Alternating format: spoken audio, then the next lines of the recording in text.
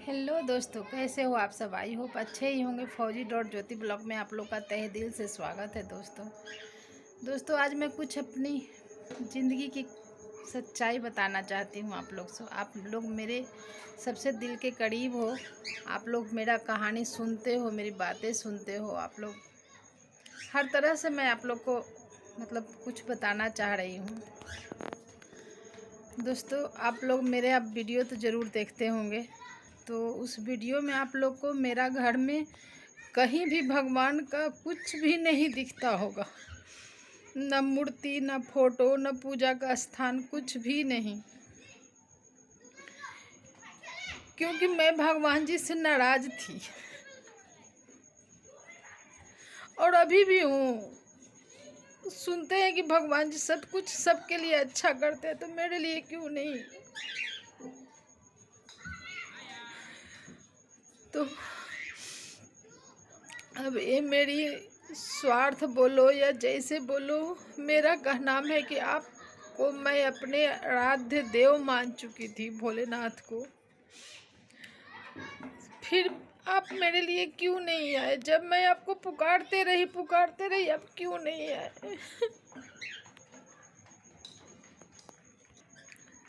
तो दोस्तों मैं 2020 के बाद से मैं भगवान जी से नाराज़ हो गई थी और 2021 लास्ट हो रहा था, तब से मैं ब्लॉग बनाने लगी थी। हाँ शायद 2021 लास्ट न 2022 से, पता नहीं, मुझे ध्यान भी नहीं है। शायद 2021 लास्ट था, तब मैं ब्लॉग बनाना शुरू की थी। तब से आप लोग देख रहे होंगे कि मेरे घर में कहीं भी, चाहे कोलकाता थी या घर पर थी या यहाँ, मेरे घर में आप लोग भगवान जी को नहीं देखते होंगे। तो ये मेरी गलती कहो चाहे जो कहो, ये तो मैं भी मानती हूँ, सब लोग मानते हैं कि भगवान जी के बिना एक पत्ता तक नहीं हिल पाता है, हम श्वास नहीं ले पाते हैं। लेकिन नाराज़ भी अपने से ही लोग होते हैं। मैं नाराज़ हूँ भगवान जी से, अपने आराध्य देव। मैं अपने भोलेनाथ को मैं आराध्य देव मानती हूँ। मैं उनसे नाराज़ हूँ, आज भी नाराज़ हूँ। लेकिन इस साल साल साल साल हर साल कुछ न कुछ होते जा रहा है, तो एक मन में थोड़ा खटक सा हो रहा है कि ऐसे क्यों हो रहा है। इन्हीं सालों में मैं अपने पापा माँ, जो दिल के करीब मेरा है, उसको भी, तो कहीं ना कहीं भगवान को तो याद करता ही आदमी। ये भले ही मेरी भूल हो, उनके बिना कुछ नहीं हो सकता है। कुछ ऐसा मेरे साथ हुआ, जो लोग मेरे करीबी हैं उनको पता ही होगा, जो मैं पागलों की तरह पागल ही हो गई थी, ऐसा समझो। तो उस समय मैं कोलकाता में थी और कोलकाता में मुझे खुद का पता नहीं होता था कि मैं क्या कर रही हूँ, कैसे हूँ, क्या बोल रही हूँ, किसको क्या कर रही हूँ, कुछ मुझे पता नहीं होता था। उसी बीच जैसे मैं भगवान जी से नाराज़ थी, तो मैं भगवान जी को उठा उठा के पटक देती थी, उनके बर्तन को पटक देती थी, उनके जो मंदिर में बना रखी थी उस पे जाके सर पीटती थी। ये सब मुझे कुछ पता नहीं है, लेकिन फौजी साहब और सालू मुझे बताते हैं कि ऐसे ऐसे कुछ करती थी। इस वजह से जितने भी मैं इतने सुंदर से मंदिर में सजाती थी, अगर कहीं पिक्चर होगा तो मैं यहाँ साइड में लगा दूँगी। इतना सुंदर से मैं मंदिर को सजाती थी, फौजी साहब पूजा करते थे, मैं भी पूजा कर लेती थी। इतना सुंदर मेरा मंदिर रहता था, जो कि मैं भगवान को मानना ही छोड़ती थी। लेकिन कहीं न कहीं ऐसे लग रहा था ना कि नहीं, मैं गलत हूँ। ये बात मुझे अब एहसास हो रही थी कि कहीं न कहीं मैं गलत हूँ। मैं ये ठान ली थी कि मैं ज़िंदगी में कभी पूजा नहीं करूँगी, कभी भगवान को नहीं मानूँगी। लेकिन ये शायद मेरी भूल थी। मैं मान सकती हूँ कि ये मेरी भूल थी, भगवान से नाराज़गी थी, इसलिए मैं ऐसे बोलती हूँ। आज भी नाराज़ हूँ अपने भोले बाबा से।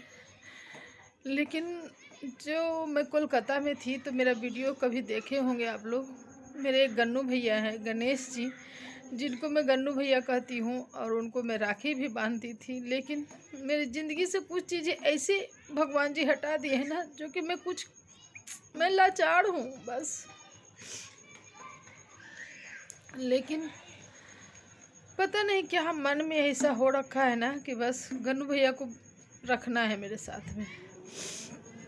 गन्नू भैया को मैं अपने पास रखूँगी। पहले जिस तरह से मैं डेली माला बनाती थी, फूल चढ़ाती थी, माला बना करके खुद अपने हाथों से सुबह उठ करके माला बना कर उन्हें पहनाना था। पता नहीं क्या मतलब इतना अच्छा लगता था ना ये सब काम करने में, जबकि उसमें बहुत ज़्यादा मेरे पास काम होता था और वो काम मैं मिस करती हूँ। लेकिन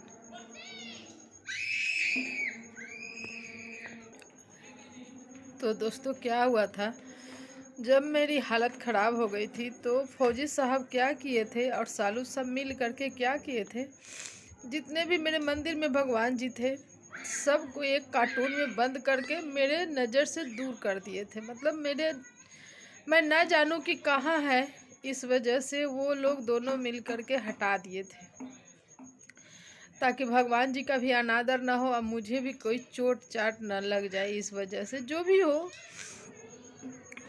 तो पूरे जितने भी मतलब जो पूजा का सामान हो या अगरबत्ती हो, भगवान जी की कितनी सारी मेरे पास मूर्तियाँ थी, हर भगवान के मैं रख रखी थी सुंदर लगने के लिए।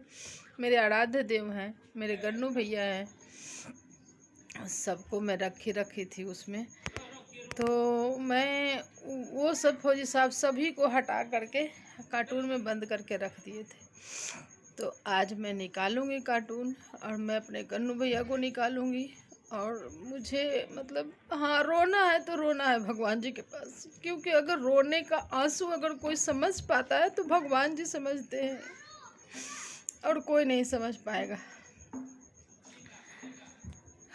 अगर किसी के पास रोना है तो भगवान जी के पास रो, वो आपको निराश नहीं करेंगे और न कोई ये कहेगा कि नकली आंसू निकालती है, नकली का रोती है, ऐसा कोई कहने वाला नहीं है अगर भगवान के पास हम रोते हैं तो। हाँ, ब्लॉग बनाती हूँ तो इसके लिए लोग तरह तरह की बातें करते हैं कि रो करके दिखाती है, तो जिनके पास रोने के लिए भगवान जी वजह छोड़ दिए तो रोएंगे ही। लोगों की बातों को मुझे नहीं लेके चलना है, बिल्कुल ही नहीं। लोग दूसरे दो सोच के होते हैं, एक अच्छे एक बुरे होते हैं, तो शायद पता नहीं भगवान जाने। तो बात ऐसी है दोस्तों कि मैं अपने सारे भगवान जी को, मेरे भगवान जी को जितने भी थे, शायद अभी भी मैं पूजा ना कर पाऊँ, क्योंकि मैं अगर भगवान अपने आराध्य देव के पास भोले बाबा के सामने जाऊंगी तो मेरा बुरा हालत होगा। जब ऐसा ही मन होगा, जिस तरह से आज गन्नू भैया को निकालने के लिए मेरा मन हो रहा है, तो काश किसी दिन मेरे भोले बाबा भी मुझे बुलाएं अपने पास और मैं उन्हें भी निकाल करके और पूजा पाठ करने लगूं। शायद किसी दिन ऐसा हो भी सकता है, क्योंकि सब कुछ भगवान के हाथ में है। तो आज निकालूंगी। और मेरा बस एक ही सवाल है कि ऐसा क्यों, ऐसा क्यों, ऐसा क्यों, बस यही मेरा सवाल है भगवान जी से।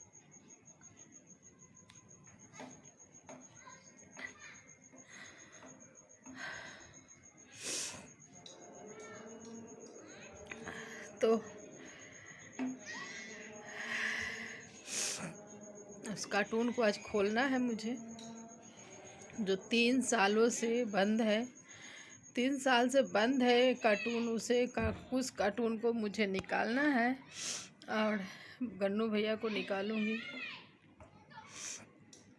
तो दोस्तों आगे ब्लॉग में बने रहिएगा, कंटिन्यू आपको हर चीज़ दिखाऊंगी। आप लोग मुझे सराहिए, बुरा या भला जो भी करना होगा कमेंट करके आप कह सकते हैं कि हाँ मैंने गलत किया। मैं मानती हूँ मैं गलत की हूँ, लेकिन गलती को सुधारना ही तो एक सही रास्ता होता है।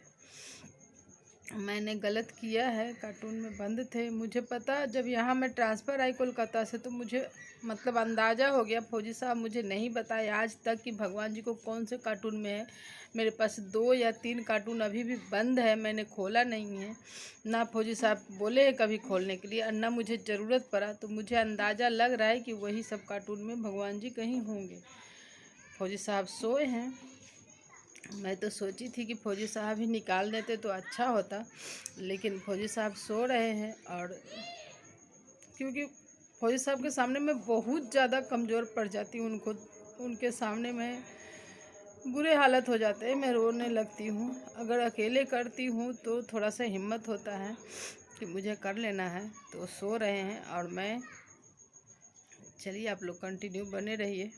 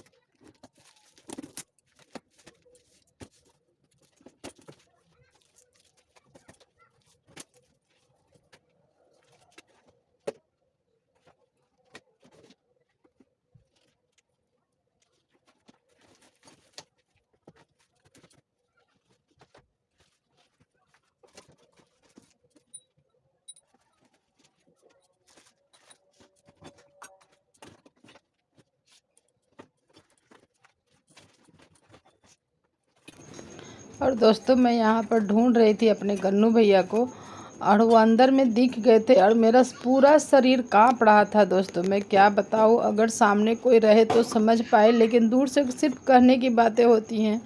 और जैसे ही पूजा का सब सामान निकल रहा था मैं ऐसे कांप रही थी जैसे कि मतलब कुछ अभी अभी कुछ हुआ है, इस तरह से। और गन्नू भैया भी निकलने के नाम नहीं ले रहे थे, पता नहीं कहाँ अटके थे। मैं बहुत कोशिश करने के बाद निकले हैं वो। और इतना मतलब मैं बता नहीं सकती हूँ।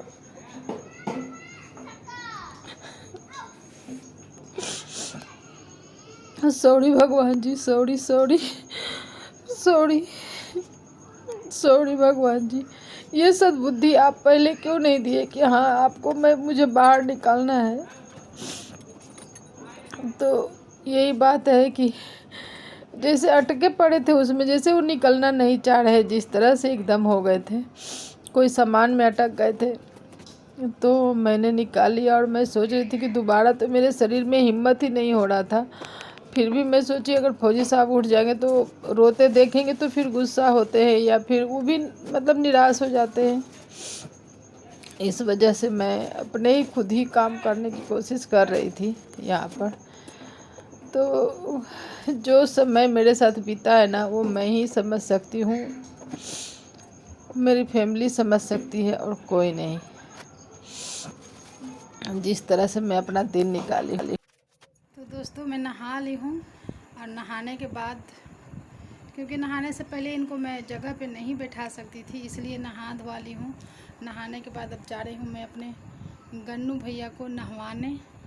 इनको नहवा दूँगी, बहुत दिन से ऐसे थे। सो देख सकते हैं आप लोग कितना इनके वो अंदर ये सब कचरा भर गया है। तो मैं जा रही हूँ अभी इनको नहवाऊँगी बढ़िया से और फिर स्थापना करूँगी। तो दोस्तों इनको मैं नहवा करके लेके आ गई हूँ और देखो कितने प्यारे लगने लगे हैं। अभी देख सकते हो आप लोग, देखो यही है मेरे गन्नू भैया। मेरी राखी का लाज नहीं रखे ये, मैंने राखी भी बांधती थी, मेरा दर्द नहीं समझ पाए, लेकिन इनके आगे कुछ नहीं किया जा सकता है।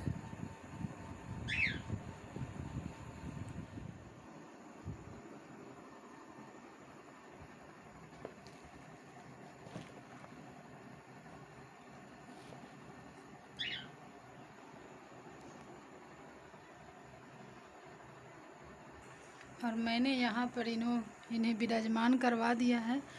ये इनके पीछे मेरी सारी फैमिली है। मैं हूँ, मेरे हस्बैंड है, मेरे बच्चे हैं। इस वजह से सबकी रक्षा करना। अब कुछ बुरा मत होने देना भगवान। बर्दाश्त करने की क्षमता ख़त्म हो गई है।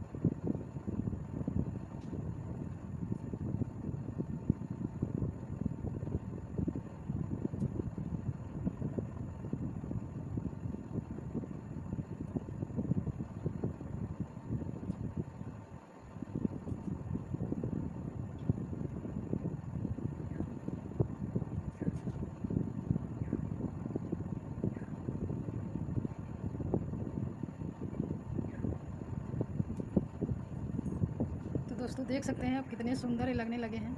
और मैं इसी तरह पहले इनको और अच्छे से सजाती थी। यहाँ तो फूल भी नहीं है, कोलकाता में बहुत सुंदर सुंदर फूल मिलते थे, तो इनको मैं ऐसे ही सजाती थी। यहाँ पर ये अगरबत्ती रखने के लिए बनाती हूँ। कभी ऐसा मन हुआ कि दुखी तो रहती हूँ, इनके बिना तो मैं दुखी ही थी। बहुत मतलब मुझे धोखा मिला है, इतने मैं इनको मानती थी। लेकिन सॉरी भगवान जी, सॉरी। आपके बिना देख पत्ता नहीं हिल सकता, मैं क्या कर सकती हूँ। तो सॉरी सॉरी सॉरी मेरे गन्नू भैया, सॉरी।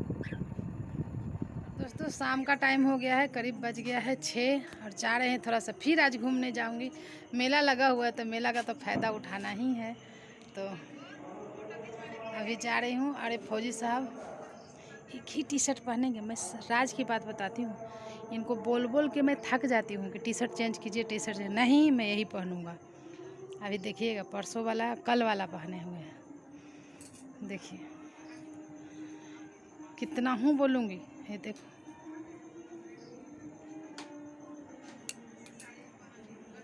मैं तंग हो गई हूँ इनकी वही बात से। एक टी शर्ट निकाले हैं ना, दूसरा टी शर्ट क्यों निकालूं? कौन मुझे देख रहा है? तुम चेंज कर लो। मैं तो चेंज कर ही लेती हूँ। बस इनका यही बात है। और अभी निकल रही हूँ, फिर से थोड़ा सा टहल के आती हूँ। नाइट ड्यूटी है इनकी। और आकर के रोटी बनाऊँगी, सब्ज़ी बना करके रखी हूँ। रोटी बनाऊँगी, उसके बाद फिर ड्यूटी जाएंगे। तब तक थोड़ा सा टाइम पास के लिए। अभी टी शर्ट नहीं बदल सकते, पीला पीला पीला पीला